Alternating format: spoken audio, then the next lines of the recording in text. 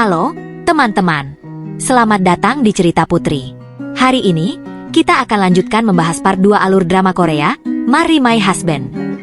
Jiwon yang sangat senang karena rencananya berhasil, merayakan dengan mendengarkan lagu BTS. Jiwon dan Ji-hyuk berbicara tentang lagu BTS favorit mereka, Dynamite, dan Spring Day. Percakapan ini mengungkap bahwa mereka berdua mengetahui masa depan. Karena saat itu tahun 2013 sedangkan Spring Day rilis tahun 2017 dan Dynamite rilis tahun 2020.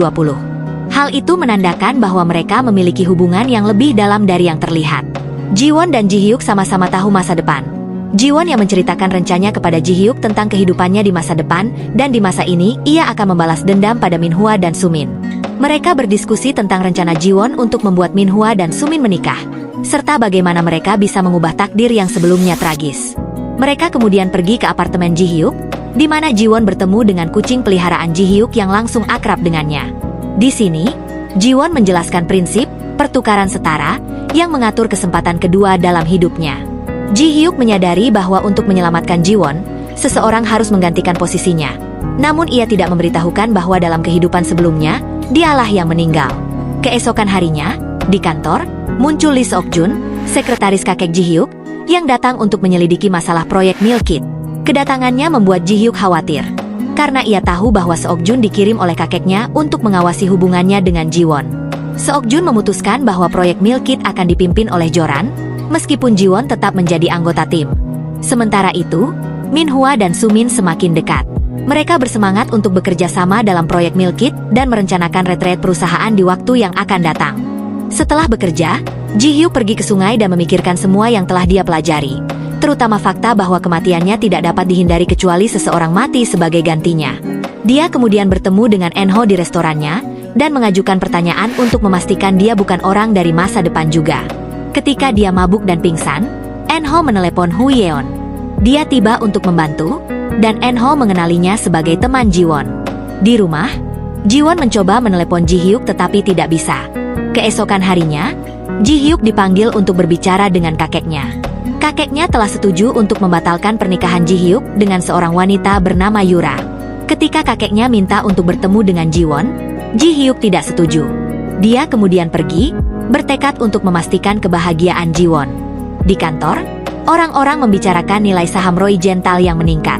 Minhwa menyalahkan Jiwon karena kehilangan sahamnya sendiri. Ketika Jiwon menjauh dari komputernya, Sumin melihat Jiwon telah membeli saham dan untung besar. Sumin kemudian ikut membelinya juga.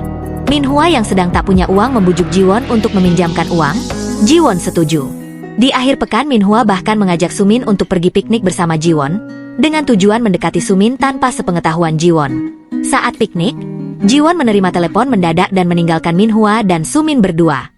Minhwa memanfaatkan kesempatan ini untuk lebih mendekati Sumin. Sementara Jiwon sebenarnya bertemu dengan Enho, yang memberinya bunga di depan kantor.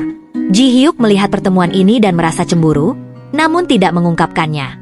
Retreat dimulai. Selama retreat, mereka bermain permainan untuk menentukan tempat tidur.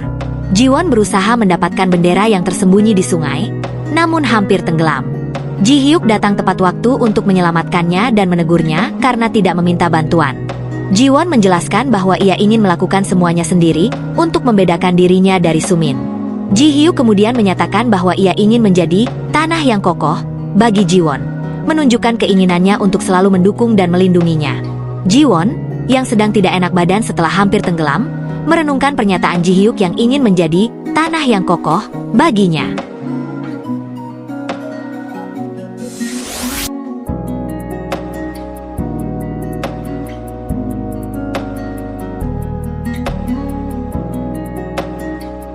Sementara itu, Sumin, yang merasa tersinggung oleh sikap Jiwon, merencanakan balas dendam dengan mendekati Minhwa. Mereka akhirnya terlibat dalam hubungan terlarang, yang disaksikan oleh Jiwon dari kejauhan. Meskipun ini bagian dari rencananya, Jiwon tidak bisa menahan rasa sakit akibat pengkhianatan tersebut. Jiwon dan Ji-hyuk membuat Minhwa dan Sumin lebih dekat dengan menugaskan mereka untuk melaksanakan acara pencicipan produk di sebuah supermarket. Tapi selama acara tersebut, mereka malah melakukan hal pribadi yang membuat mereka lalai memasang tanda peringatan mengenai alergen pada produk yang disajikan. Akibatnya, seorang pelanggan yang memiliki alergi kacang mengalami reaksi alergi serius setelah mencoba sampel yang mengandung kacang. Minhua pun langsung menyelesaikan masalah itu secara pribadi tanpa sepengetahuan perusahaan.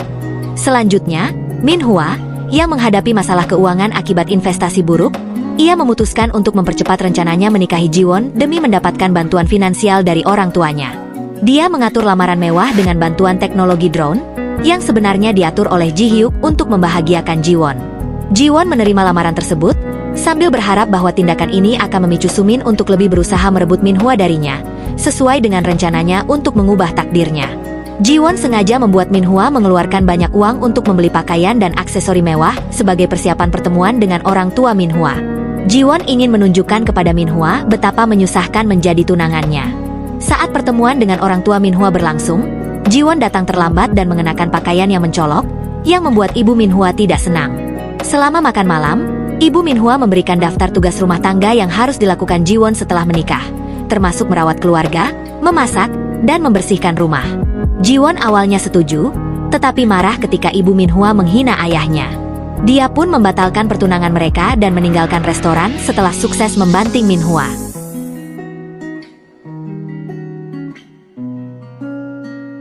Jiwon pun pindah ke apartemen baru yang dekat dengan Ji Hyuk untuk menghindari Minhua. Minhua yang marah besar setelah Jiwon membatalkan pertunangan mereka, mencoba mendekati Jiwon di kantor, tapi Jiwon langsung menamparnya dan mengungkapkan perselingkuhannya dengan Sumin di depan semua rekan kerja. Kantor pun heboh dengan gosip tentang Minhua dan Sumin. Sumin yang hanya pegawai kontrak, diberhentikan saat itu juga. Sumin mencoba menghubungi Jiwon, tapi tidak mendapat respons.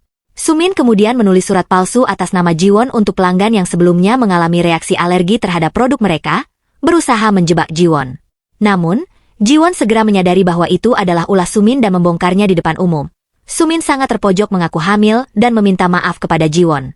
Namun, Jiwon tahu bahwa itu hanya kebohongan belaka. Terima kasih telah menonton cerita Putri. Jangan lupa untuk like, subscribe, dan nyalakan lonceng notifikasi agar tidak ketinggalan cerita seru berikutnya. Sampai jumpa di video berikutnya.